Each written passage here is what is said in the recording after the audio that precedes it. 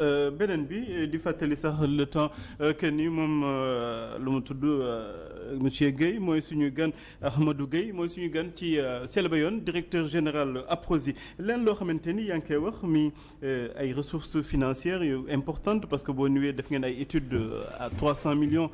nga def si ñett fan ngeen jëlee ressources financières yeeg humaines yi pour mën a doxal li nga xamante ni mooy seen ay missions. APROSI aujourd'hui a 5 types de ressources. Benn bi c'est une dotation de l'État annuelle. Oui. Deuxième bi. À hauteur de combien? Ah, bonne question. Qui représente moins de 4% de notre budget de fonctionnement et de notre budget. Voilà. Moins de 4%. Moins de 4%. bu kenn xalaat que ne état bi daf ñuy jox xaalis ñu jël xaalis bi di ko non moins de 4%. te au moment où je vous parle jotaguñ ko daaw ponctionné nañ ko en chiffre je vais vous le dire daaw c'était 225 millions. Millions ou milliards? Millions. D'accord. Et jotuñu 225 millions parce que il y a eu une coupe budgétaire. Donc l'APROSI produit ce dont il a besoin pour fonctionner. Donc ñun ñoo koy fonctionnel ak suñu liggéey. Donc amuñu xaalis bu ñuy jox. mais ñi ngi 225 millions ñi ngi ci fin juillet monsieur le directeur. ba tey jii jotoo leen seen dotation comment vous faites pour continuer di liggéey di fay seen charge fixe comment vous faites. C'est ce que je dis donc loolu moo tax bi ma ñëwee ma xam ne on était à Diamniadio 218 hectares parce que jaay nañu ay terrain boo jaay donc dañ koy fay xaalis bi. benn instant xaalis dafay jeex fay bi dafay jeex. loolu moo tax ma gaawantu dugg ci biir dëkk bi ut ay suuf un peu partout qui est la valeur sûre. D'accord et donc redevance yi ñuy jël. ci suuf yi ñuy jaay à Diamniadio wala li ñu loué. D'accord à Diamniadio au DID les bâtiments qu'on a loués d'accord les infrastructures qu'on a louées foofu la ñuy tirer suñu ressource donc loolu dafa am app donc foofu la ñuy tirer après on avait normalement beneen source de financement. Qui sont les partenaires mais bu ma fi ñëwee ba léegi amul benn partenaire bu ñu jox xaalis à part les études que j'ai faites là qu'on a fait faire là sur Balingor Boutoupa ak Touba où on a eu le partenaire qui a fait les études à hauteur de 300 millions par étude et donc qui nous l'a cédé voilà mais kenn joxuñu xaalis boo xamee ne non ñun ñooy produire de par li ñuy jaay de par li ñuy louer de par distribution les services qu'on vend donc aux industriels pour pouvoir vivre donc noonu lay entretenir le parc industriel de Diamniadio noonu lay entretenir le domaine industriel de Diamniadio. da ngeen am ay partenaires techniques et financiers. bien sûr que dañ koy wut. ñan la da ngeen koy wut. dañ koy wut am nañu ay partenaires. là je viens de vous parler ñan ngeen jot a identifier à l'heure actuelle. À l'heure actuelle on a l'ESICO on a signé pas mal on a signé récemment un MOU avec l'ESICO sur un financement à quelque chose comme 100 milliards. Oui. Dafaguñ ko pour pouvoir construire donc le pôle industriel donc Ila Touba sortie 5 pour le ministère de l'urbanisme qui est notre partenaire technique d'ailleurs maa ngi ciy boole pour nuyu suñu xarit le ministre Balla Moussa Fofana nga xam ne jàppale ñu moom tamit trop on est en train de travailler avec un fonds qui s'appelle le fonds TANI donc au Québec TANI Invest d'accord on a d'autres partenaires techniques tels que l'ONUDI yu ñuy jàppale on a le ministère des finances et du budget on a le ministère de l'économie du plan où on va là-bas pour maturer nos projets d'accord structurer nos projets maturer nos projets d'accord on a le 3FPT dans le cadre de la formation li ma la expliqué sànq d'accord mais comme j'ai dit aujourd'hui l'APROSI est dans une mutation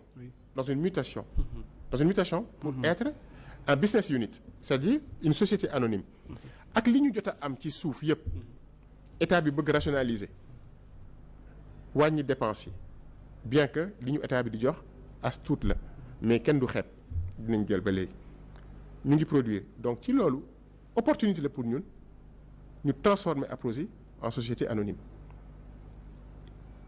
on a suffisamment d'acquis pour pouvoir aller lever les fonds pour pouvoir financer le développement industriel de ce pays lu ma lay wax lu ma xam la lu ma jàng la lu ma liggéey la loo xamee ne def nañ diagnostic bi fii avant xam nañ lan moo ñuy suñu feebar xam nañ ko. xam nañ yan garab lañ ko war a jox. oui suñu malade industriel bi. pour mu wér. xam nañ nan la ñuy contrôler ndax garab yi jël na leen à temps matin midi soir sur le nombre de jours ou sur le nombre de temps sur le nombre d'années. pour que ce malade industriel wér. gis nga loolu. bu ñu ko defee. on aura résolu le problème de cette démographie dont je vous ai parlé tout à l'heure. oui d'accord.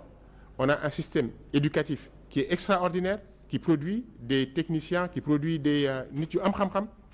On a des ressources aujourd'hui, le gaz, le pétrole, le zircon, le fer. C'est la raison pour laquelle nous relançons le projet Hub minier régional qui est un projet à 509 milliards. Oui. D'accord. On a de la technologie. Loolu moo tax ñu signé ay partenariat ak Orange sur l'IoT, donc les objets connectés, sur la 5G, sur la blockchain, pour faire ça. On a l'IA aujourd'hui yoo xamee ne mën nañu dimbali dans le développement de l'industrie sur tout ce qui est robotique, tout ce qui est les actions qu'on fait répétitives pour mesurer et aller plus vite. Et tout ça, ça va produire pour ce Sénégal-là, pour ces gouvernements-là, pour cet État-là, des devises pour l'État, ça va produire des emplois et ça va régler le problème de l'équité territoriale. ñu tëj ci APROSI ak li nga xamante ni mooy say défi ak ambition tey lan ngeen teg comme ambition fii lekk voilà seen mandat bi di jeex. Le président teg na agenda de transformation du Sénégal ku ni transformation wax industrialisation tey lan mooy concrètement seen ambition ci jamono yi di ñëw. Aujourd'hui, toujours comme j'ai dit, toujours selon la vision Sénégal 2050 et la répartition des 8 pôles territoires. Donc, on se doit de mettre en place, c'est loolu laa wax sama équipe yi, au minimum 8 pôles industriels. D'accord? Depuis que le Sénégal est le Sénégal. Oui. Aujourd'hui, quand tu dis pôle industriel, on te dit Diamniadio. Diamniadio, oui. Léegi nee naa la que ne def nañ 3 études yoo xam ne pare na. Pare na. Si on arrive à poser ne serait-ce. dégguma ci nord bi pourquoi. non dinañ dem ci nord bi. dinañ dem ci nord bi c'est que dañu commencé nord bi dinañ dem ci nord bi parce que dinañ dem vers le Ferlo dinañ dem ci nappa gi par nappa gi ci sàmm bi. ci sàmm bi les métiers de la bouche les métiers de la viande les métiers du lait du fromage ainsi de suite am na ñu fa nekk mais nañ dem xat na de xat na métti na trop. xat na métti na trop te fépp la ñu war a nekk on doit construire l'avenir industriel de ce pays. Mais pourquoi le choix de réaliser deux études dans une même région, la Casamance, dafa am attractivité? am na attractivité. Casamance a été délaissée. Casamance boo ko doon dégg lan ngay dégg guerre rey des trucs comme ça. Oui, rébellion. Aujourd'hui, il y a le plan Diomaye pour la Casamance. D'accord. Le plan Diomaye pour la Casamance, donc si on arrive avec les institutions étatiques à arrimer à lëkkaloo suñu projet Balingor bu Touba Camaracounda am nañ Wonk am nañ Oudugar on arrive à arrimer surtout yi nga xam ne def nañ étude bi oui. Sur le plan Diomaye pour la Casamance mais on redynamise la Casamance tout de suite man Casamance xaw ma ko musuma fa woon dem aw ma fa mbokk aw ma fa dara mais damay gëstu di xool gis que ne ñii ay nitu valeur lañ ñii ay nitu conviction lañ. ma dem toog foofu ne leen loolu rek moom fi indi leen indiwuma fa. d'accord continuer ci ambition yi. d'accord oui. Donc dans le cadre donc des 8 pôles territoires. Donc notre ambition. Notre vision à l'APROSI. Oui. C'est de mettre en place ces 8 pôles industriels dans ces 8 pôles territoires. Donc pour pouvoir répondre donc déjà aux orientations institutionnelles.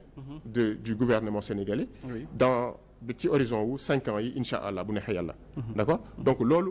mooy sur le long terme. Oui. Parce que tout à l'heure mooy posé la question. Lan mooy sama vision à court moyen et long terme. Wax naa la court moyen terme donc ce qu'on a fait. On a travaillé sur la banque foncière. Donc on a travaillé donc sur les RH et pour pouvoir faire ça donc il faut que ñu am ces compétences-là pour pouvoir y arriver. D'accord. Amadou Gueye ingénieur de formation. Kan mooy Amadou Gueye ak boo doon dellu si ci sa parcours ci tënk rek pour sénégalais yi xam kii di wax nii li muy wax est-ce que mën na ko sax déjà réaliser parce que aussi wax yomb na mais bu dasee ba ci réalisation dañu laaj nagam kii am na les compétences requises pour yooyu les réalisations. Amadou Gueye mooy kan. Damay doomu Ndakaaru di lébu dëkk fii Ndakaaru. ci fukki penc yi ak ñaar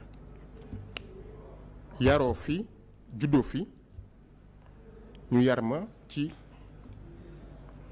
jom sutura liggéey ak teggin ma jóge fi dem jàngi bitim réew yar googu ñu ma yar moo tax bi ma demee bitim réew taxawaaluwuma dama jàng liggéey Renault mais balaa loolu fii laa dëkk. d'accord. samay maam ay lébu lañu fii palais bi nekk nii. sama maam moo ko moom.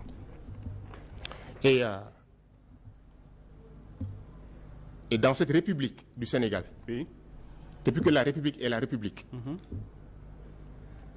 ma famille a toujours compagnonné avec la république. muy sama maam nekk grand jaraaf de Dakar. compagnonné ak Senghor pendant 20 ans. ba Senghor dem. Abdou Diouf ñëw. Abdou Diouf amul président bu fi jaar boo xamee ne soit ànd nga ak moom wala bëgg nga ànd ak moom. suma rakku yaay ànd ak Abdou Diouf pendant 19 ans. di ànd ak Abdou Diouf ba tey ay wax ak yow. D'accord. donc je suis de cette même veine. et donc dans cette république là. oui. am naa loo xamee ne war naa ko ci def. mais loolu. donc ma dem jàngi. oui. ba pare bëgg sama réew di ñëw nag. di ñëw tout le temps. di ñëw tout le temps dem jàng dugg Renault nekk dans un premier temps donc conseiller développement réseau. réseau mooy les filiales. oui. de Renault. et sur les filiales en France on a 420. non pas 420 un peu moins de 410 quelque chose comme ça. oui. xamatuma chiffre bi exact mais dans les genres 300 400 parce que ça change tout le temps parce que parfois nga xam ne ñoo xam ne on les a agréés. et après ñu génn agrément parce que ils répondent plus aux critères. d'accord. disons en moyenne 375. donc je les ai certifiés. ISO 9001. nga process yooyu ma teg noonu laay processer à Prozis actuellement je processe la Prozis je suis en train de processer la Prozis parce que dara amul woon.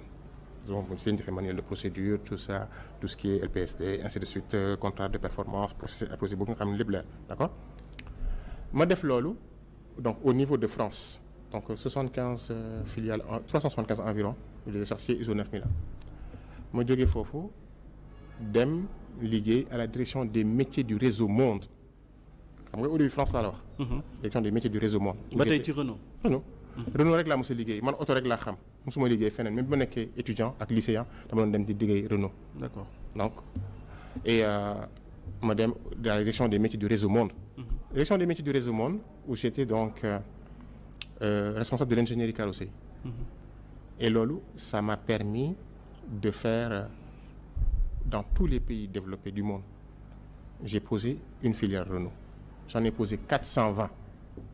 ok.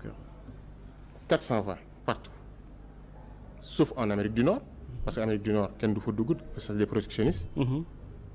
et en Afrique noire parce que tubaab yi dans leur xel Afrique noire dafa développé. mais loolu dinaa si ñëwaat tuuti parce que il faut que ma ñëwaat wax lan moo tax ma gën a ñëw pour que ce trou là on le comble. oui. quand j'ai fini ça. je suis allé travailler à la direction pièces et accessoires. parce que Renault était divisé en 5 plaques régions Afrique France Europe Eurasie et Amérique fu ne dafa doon am usine et fu ne loolu moo gën a tax ma la wax ne sama liggéey bii xam naa ko foofu moo gën a tax parce que fu nekk dafay am usine. autour de l'usine on met tout le tissu fournisseur d'accord. genre le pôle industriel tout le tissu fournisseur d'accord. et donc toutes les pièces qui sont fabriquées pour ces véhicules-là je me devais man Amadou Gueye de mettre l'ingénierie qu'il fallait pour faire la pièce de l'expression du besoin jusqu'au montage sur le véhicule. D'accord. Voire le recyclage. Et donc d'assurer toute la chaîne qualité de cette pièce-là. oui. Quand j'ai fini ça donc j'ai posé 4 ingénieries associées. En Inde en Roumanie en Corée du Sud et au Brésil. Quand j'ai fini ça. oui. je suis parti penser à la garantie donc bi may jógee ñëw fii j'étais le responsable de la garantie, patron de la garantie monde pour Renault. D'accord. La garantie monde, c'est 1,3 milliard de budget d'euros. C'est 70 millions de véhicules. C'est 34 plateformes monde. C'est 151 pays. D'accord. C'est 18 000 problèmes jour. C'est 70 millions de véhicules. Et c'est 12 fuseaux horaires différents. Et je dois savoir, à tout moment, ce qui se passe en Australie, Oui. ce problème-là, qu'on a trouvé en Australie, et qu'on a trouvé la solution provisoire. Est-ce que le Brésil, il l'a? Est-ce que l'autre, il l'a? Bi may expliquer léegi ne que ne je dois connecter mes pôles industriels de sorte que on arrive à tisser la toile d'araignée. Oui. Loolu laay expliquer. D'accord. C'est la même chose. Donc li may wax. sama métier la. D'accord. lu ma Li nga xam la oui. lu ma liggéey la. D'accord. lu ma am yéene def ci dëkk bii la parce que. comme lu ma la wax tubaab yi ñëwuñu en Afrique noire. parce que xaaraat nañ que ne Afrique noire amul loolu man may doomu Sénégal. war ko mun def ko suma dëkk. pourquoi nga jógee foofule ci entreprise yu mag yooyu nga xamante ni seen budget parfois sax dafay tolloo wala sax mu ëpp budget état du Sénégal. ñëw fii au Sénégal pourquoi. parce que dama am gëm-gëmu. que ne dëkk bi dafay dox. bul yaakaar ne rek nee naa la léegi fii laa dëkk. doomu Sénégal la doomu Ndakaaru la. D'accord oui. dama mës a gëm que ne dëkk bii. dafay développer en 2024. En 2014, je me suis donné 10 ans pour tabax fii comme ku nekk bitim réew di ñëw nag très souvent très fréquemment c'est-à-dire defe naa ñu nekkoon Europe yëpp defe naa ci ñi gënoon ñëw ci laa bokk amoon na benn pacte ak samay waajur mooy que ne su ma jàngee bu baax dinaa ñëw quoi donc dama doon ñëw tout le temps et comme vous savez France toutes les 6 semaines il y a des vacances. En 2019 ma gisante ak Ousmane Sonko le président Ousmane Sonko ñu waxtaan wax affaire industrie ma ne ko je reviendrai ici en 2024 parce que ce pays va se développer en 2024 on va construire ce pays en 2024 gëm ko jàpp ci liggéey ci fi combat bi gën a metti ma mobiliser samay nit France ku ne génne ñu jàpp ci combat bi bu baax a baax bi régime bi fi jógee suspendre élection yi ma bind benn note le lendemain le surlendemain ma jël avion bi ñëw musuma voté étranger Sénégal la musa voté Sénégal lay defee lépp ma ñëw fii ànd ak nit ñi xeex parce que dama gëm li suñu njiit yi yow wi xeex nga. li ma xeex du ma ko wax jarul wax kenn xàmmeewu la de. waaw parce que c'est discret mais comme à l'APROSI du ñu wax j'ai dit à mes équipes quand je faisais ma passation de service gisoo ma nit ñi ñu ngi passation de service nit ñëpp di ñëw sabar yi di tëgg lépp di am j'ai pas fait. D'accord. J'ai dit à mes équipes. D'accord. Je finis là-dessus. Oui. Donc ñu ñëw jàpp ci gëm projet bi gëm ne mën na nekk on a les compétences on a le métier on a tout ce qu'il faut pour le dérouler. D'accord. On a tout ce qu'il faut pour dérouler cette affaire-là suñu liggéey la lu ñu jàng la lu ñu xam la d'accord. Oui. lu ñu xam la. peut-être que après nee nga ma ndax kenn xamuma dinañ ci waxtaanaat après loolu. D'accord. Li nga présenté quand même dafa nekk en contradiction ak li nga xamante ni dégg nañ ko ci kenn ku doon liggéey ci yow voilà mu yëg tey accusation yu xaw a doy waar teg ko ci sa ndodd quelqu'un koo xamante ni dafay dund ci alalu askan bi di noos ak yu ni mel lan ngay répondre par rapport à ces. Le républicain qui sommeille en moi dit que tant que les dossiers sont pendants devant la justice buñ ci wax nañ bàyyi justice. jubal jubanti nañ la sant mais kenn santu la nga dàqe ku la dàqeloo. Man maay patron wu APROSI je me dois de prendre mes responsabilités quand des documents partent de chez moi quand il y a des gens qui viennent di saaga nit ñi devant tout le monde di mettre le bordel chez moi il est de mon rôle de patron de prendre les responsabilités nag moom tant que maa ngi fii dama koy jël. D'accord. Voilà. D'accord. di ko jaajëfal bu baax a baax moo nekkoon suñu gan ci Selbe Yoon monsieur Amadou Gueye directeur général APROSI di la jox rek nga jox sa kàddu gu mujj monsieur le directeur. sama kàddu gu mujj mooy que ne le problème diagnostiqué nañ ko bu baax a baax xam nañ bu faax fan lañ bëgg dem xam nañ bu baax yan garab la ñu war a jox notre industrie pour que mu wér xam nañ bu baax fan lañ jëm dans la vision Sénégal 2050 dinañ ko def bu neex yàlla te commencé nañ ko def aujourd'hui en 1 an 11 mois nous avons capté sous mon magistère